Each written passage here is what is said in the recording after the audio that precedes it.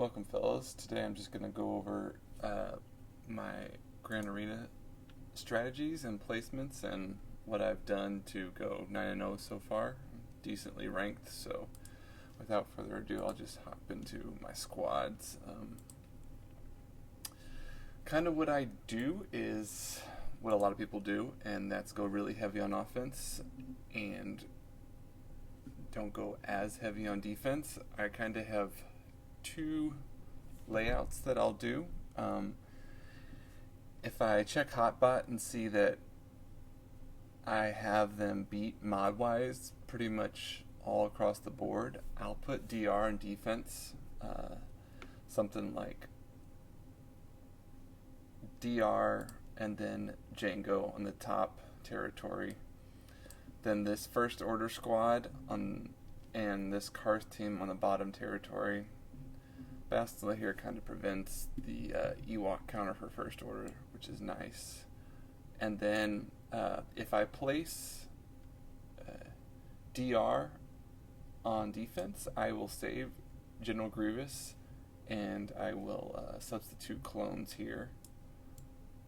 And then also I save Padme as well, so DR kind of slides into that top territory. And then I run Brood Alpha on my arena team, so he is actually very fast he's decently fast. So 286.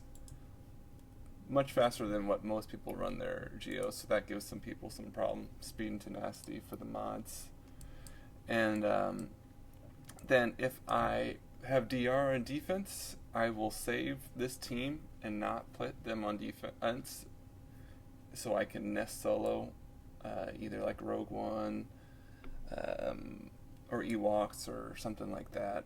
And then if I'm feeling risky, I'll place Ewoks and then this crappy Phoenix team behind. But this is only when I really know that I have them beat across the board mod-wise. Normally, what I will do is this configuration that you see right here. So, top zone will have Padme and Django. My Bosk is decently fast. Fast enough to cause some people issues with... I definitely clicked that. So he's 279 right now. Really close to getting to gear 13, but with the plus 30 speed from Django's leadership, that puts him at 309, so pretty decent. Looking forward to putting a couple relic levels on him. So this team's a little tricky sometimes.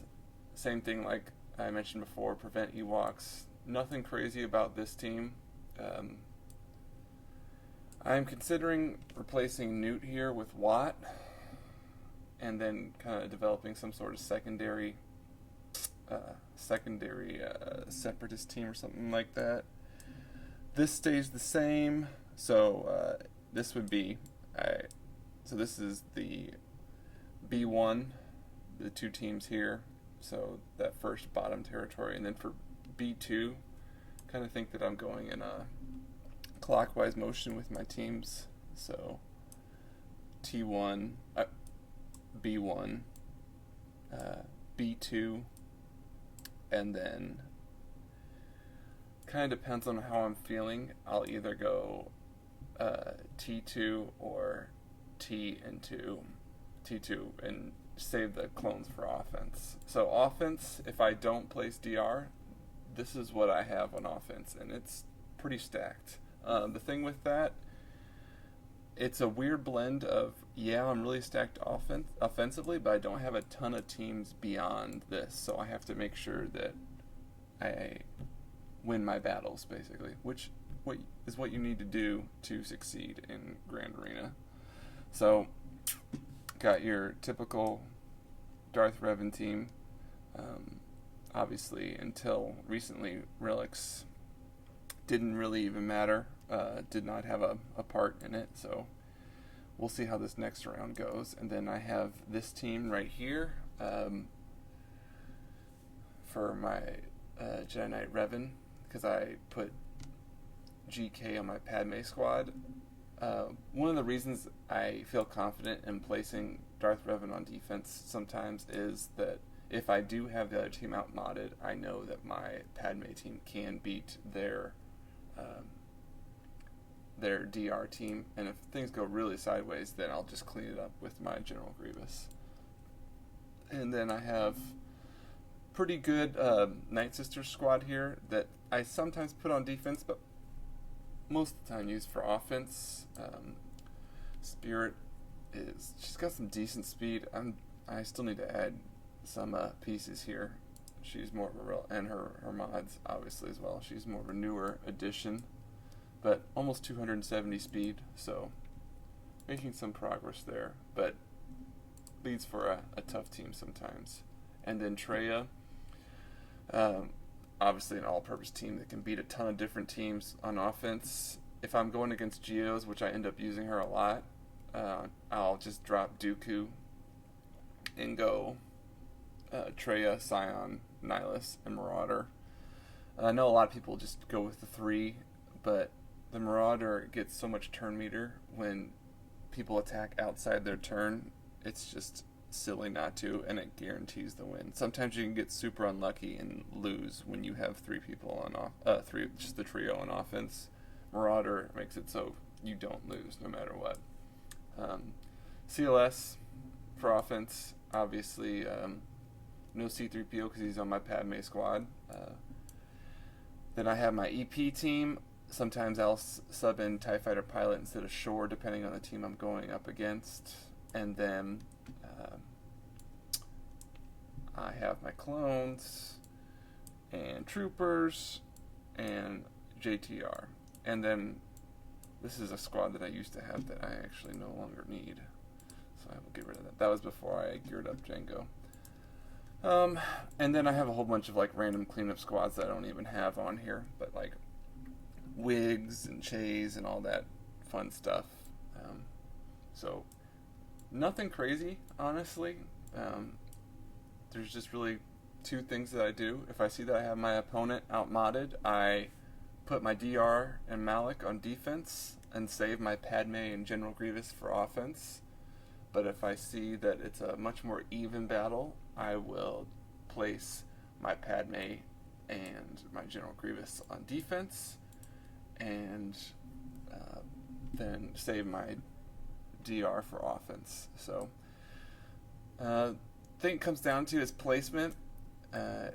These are 2 pretty durable teams, and that's why I put them on the front row, hoping that they will take these slightly less durable teams first, but then they run into General Grievous and Bugs problem, or a Bugs and Clones problem if I put DR on defense. And then, believe it or not, if they go after the bottom zone first, that means then they come up and deal with Padme and Django, or DR and Django. And a lot of times, if they hit the bottom zone first, my DR team, when he's on defense, holds several battles. They can't get past him. They've used their juice on other squads, and they're screwed.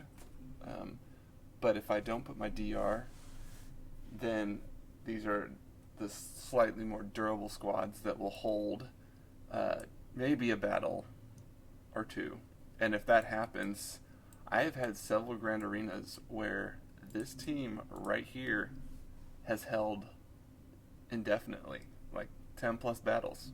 And it's the silliest, most whack, cheesy team, but because I make them wade through this line first, followed by this line, and then this line, when they get to that very last row that is usually Ewoks and Scoundrels, they'll one-shot your Ewoks, of course. But then at my GP, which is I just crossed over 4.8, I have had a lot of success with this. And then since I go so high on the offense side of things,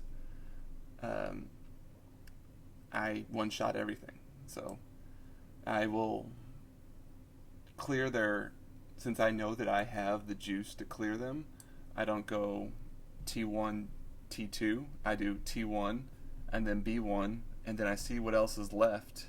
And a lot of times I end up having overkill, and I can go undersized and get some extra banners.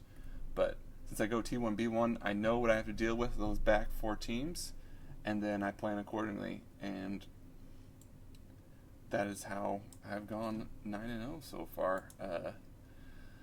Like I said, there's nothing really too crazy about it. I